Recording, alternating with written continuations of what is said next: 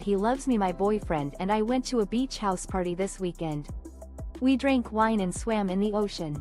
We went to bed cramped in the top of a bunk bed. In the middle of the night he woke me up and said, "I love you." I wasn't sure if he meant a weekend of love at the beach. This past weekend, my boyfriend and I had a memorable experience at a beach house party. The evening was filled with laughter, wine, and an invigorating swim in the ocean. As the night wore on, we found ourselves nestled in the top bunk bed, a cozy haven. Just as the hours were ticking away, my boyfriend's gentle voice pierced the darkness. "I love you." The words struck me as a surprise, and I couldn't help but wonder if it was just a fleeting thought. Come morning, I casually brought up the previous night's conversation, and he confirmed that he indeed remembered saying those 3 words. He reassured me that his feelings were genuine, and I couldn't help but feel a surge of happiness. The reason for my elation is twofold. I have developed strong feelings for him as well.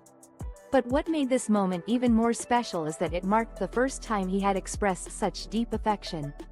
TLDR, a sweet serendipitous moment unfolded at a beach house party, where my boyfriend confessed his love to me for the first time, leaving me elated and grateful. Got robbed while working. Forced to pay. State is Colorado. I work at a Sonic and throughout a 10 to 11 shift had almost $600 in my pouch thing. Close to 10:30 while serving a customer, a man came around a corner with a knife and wanted all my cash. Of course I hand it to him.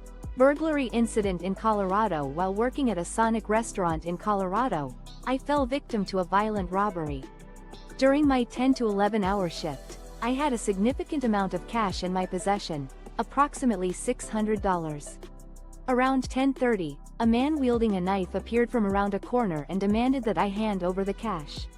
I complied with his demands, and he fled the scene. I immediately ran back inside to notify my manager about the incident, and the police were promptly called. Following the report, the situation was handled by law enforcement.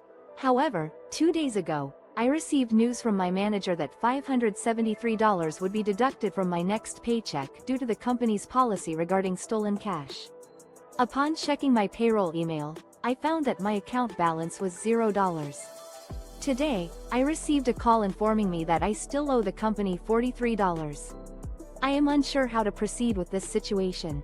My mother forced me to strip naked in front of a girl when I was 14 7 years ago. Me and my mother visited my mother's friend and her 12-year-old daughter who was very ill.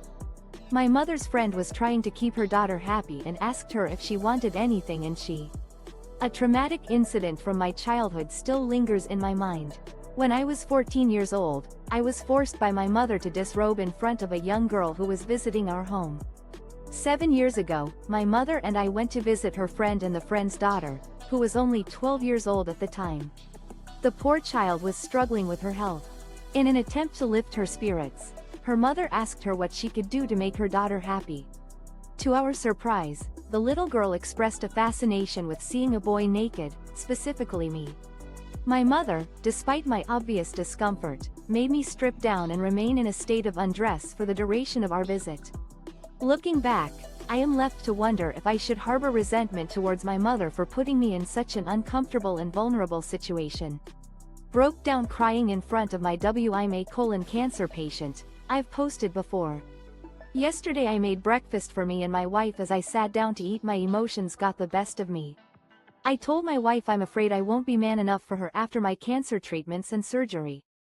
Overwhelmed with emotion, I found myself sobbing uncontrollably in front of my loved one. As someone who's been living with colon cancer, I've shared my story before. Yesterday, I took on the task of cooking breakfast for myself and my wife. As we sat down to eat, my feelings suddenly got the better of me. I voiced my deepest fears, wondering if I'd be able to live up to the expectations of my wife once I've completed my cancer treatments and surgery. My anxiety was centered around the possibility of developing erectile dysfunction and the potential need for a permanent ostomy bag. However, my wife's loving response reassured me that she'd always see me as enough, no matter what challenges lay ahead. I feel incredibly fortunate to have her by my side. Now, I just need to work on convincing myself that everything will be alright. Snake oil bitch, no time off for good behavior. Snake oil bitch equals sob. My mill yep. Apparently getting rearrested for striking a law enforcement officer will get your time off for good behavior revoked. Who knew? Since no one will answer her phone calls, Saab has resorted to WRI.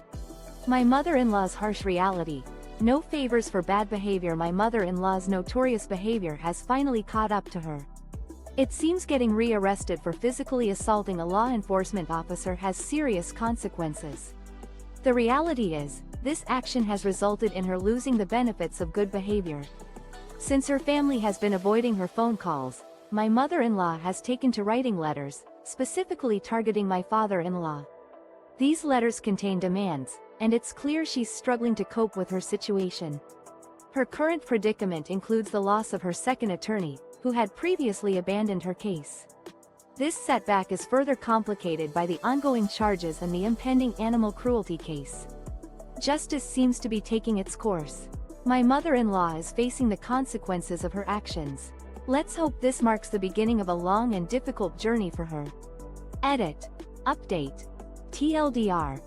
Friend made a bunch of lewd drawings of me and IDK. How to feel about it? I, 14F, have a friend, 16M, who is really skilled at art. Yesterday he sent 5 or 6 drawings of me, all of them involving me naked, and had me having sex, masturbating or giving oral. I kinda flipped out on him. I've been on the receiving end of a disturbing art project by a friend as a 14-year-old girl. I've been fortunate to have a close friend who showcases incredible artistic talent. Recently, he shared a series of 6 drawings he'd created, depicting me in various compromising positions. These illustrations featured me in a completely nude state, engaged in intimate activities. After discovering these images, I reacted strongly, expressing my discomfort to my friend. He justified his actions by saying that my physical appearance made me an ideal subject for him to practice his artistic style, implying that my attractiveness was the reason behind his interest in drawing me in such a manner. The revelation has left me feeling uneasy and queasy. I'm at a loss regarding how to proceed with this situation. My NMOM doesn't apologize. She just starts being nice to me. The title is pretty much. I don't understand what the logic behind it is, but it happens a lot of the time, and when I confronted her she outright said, "I'm an adult and I don't need to apologize." That is the worst foo. My mother's unconventional apology method, it's quite peculiar. Whenever my mom does something wrong, she doesn't offer an apology. Instead, she switches to a nicer demeanor, which often puzzles me. When I questioned her about this behavior, she bluntly stated that as an adult, she doesn't feel obligated to apologize. The logic behind her stance is baffling, and it's a pattern that occurs frequently in our relationship. I'm still trying to wrap my head around her reasoning. To me, it's unacceptable for parents to employ this kind of approach. When mistakes are made, apologies are essential, especially when it comes to children who look up to their parents. If you make a mistake, take responsibility and apologize to your children. They deserve respect and validation, not because your ego is satisfied, but because it's the right thing to do. TLDR, not everyone's parenting style is the same, but some methods are more damaging than others. Children need to be validated and respected, especially when their parents make mistakes. Update. This is a topic I'd love to hear your thoughts on. Do you think it's acceptable for parents, Arizona? Is there a law to stop my parents getting a doctor to check if I'm a virgin?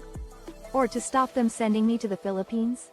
I am a lawful permanent resident of America, came from the Philippines aged 2, and I'm 14. My parents are threatening to get a doctor to check legal concerns in Arizona. As a 14-year-old lawful permanent resident of the United States, you've been a resident of Arizona since a young age. Born to parents from the Philippines, you're now facing a delicate situation. Your parents have been threatening to seek the help of a medical professional to verify your virginity, with the intention of sending you to your grandparents in the Philippines if the results do not meet their expectations. This action by your parents raises questions about their authority and potential overreach. In Arizona, minors have certain rights and protections. The question is whether your parents' intentions fall within their parental authority or cross the line into coercion and potential abuse. You may be entitled to certain rights under Arizona law, including the right to refuse medical treatment. However, the specifics of this situation would need to be assessed by a qualified attorney. It's also worth noting that your parents may be able to seek the help of a medical professional to provide guidance and support. If your parents attempt to take you to the Philippines against your will, you may face additional concerns related to international child abduction and the potential for loss of parental rights. Consult with a qualified attorney to discuss your specific situation and options available to you. TLDRU, or a 14-year-old, I organized a barbecue at my apartment. All my friends confirmed. None of them showed the title. Basically, I spent the whole day cleaning up my apartment. I bought food. I bought drinks. I got everything ready and nothing. Not even my roommate showed he decided to spend the night at a party without guests. I hosted a barbecue at my apartment, but it turned out to be a lonely affair. Despite my friends' earlier confirmations, not a single one of them bothered to show up. I had spent the entire day preparing for the gathering, meticulously cleaning my apartment from top to bottom. I had also stocked up on an assortment of food and drinks, making sure that everything was in place for a memorable evening.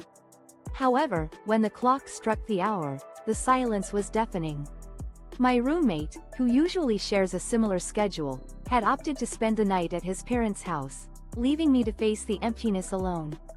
To make matters worse, one of my acquaintances did pay a visit, but it was clear that he was just as underwhelmed as I was. His expression spoke volumes about the lack of enthusiasm that permeated our social circle. This experience has left me with a somber realization. I've always felt like an afterthought to my friends, but this incident has made me understand that they may not even care about my presence in the first place. My best friend got me pregnant when I was 16 and I never told anyone. My best friend and I hooked up once when we were both 16 and I ended up getting pregnant. We never told anyone about the hookup even, let alone that I was pregnant. I was so scared. I ended up getting an A. At 16, I found myself in a difficult situation that would change my life forever, but one I kept hidden from everyone. My relationship with my best friend took an unexpected turn one night, and the consequences were severe. I discovered I was pregnant. Even the secret of our encounter remained unspoken between us. Fearing the repercussions, I was paralyzed with anxiety. Ultimately, I made the decision to have an abortion without sharing my secret with anyone. Tragedy struck when my friend succumbed to the darkness of his addiction. The loss still haunts me, and I'm consumed by grief. Every day, I'm reminded of the pain of his passing, and my heart aches with longing to have him back. The what-ifs continue to plague me. Perhaps things would have turned out differently if I had chosen a different path. I'm overwhelmed by guilt, questioning whether I made the right decision. Edit: the original text may contain some sensitive topics, including underage pregnancy and abortion. Update: the story has been rewritten to maintain the same meaning and emotional tone while using different wording. TLDR: a young woman recounts her experience of getting pregnant with her best friend at 16, having an abortion without telling anyone, and struggling with guilt and grief. I finally told NY parents that my cousin **surely assaulted me. I've been keeping this for the past few weeks. The fact that my cousin **ally assaulted me in our own family car after a trip to the beach. I'm 16, he's legally an adult. I was sleeping and woke up to someone took. After weeks of internal turmoil, I mustered the strength to confide in my parents about the painful secret that I've been carrying. The traumatic event took place in our family car after a recent beach trip, a place where I should have felt safe.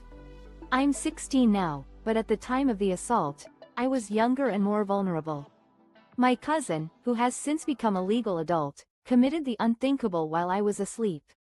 I was jolted awake by his unwelcome touch, and my mind went numb as I struggled to process what was happening. I was unsure if I was dreaming or if this was reality. The shock and disbelief were overwhelming, making it difficult for me to comprehend the severity of the situation. Today, I took a crucial step towards healing by sharing my story with my parents. It wasn't easy. I had rehearsed my words, but my emotions got the better of me from the very start.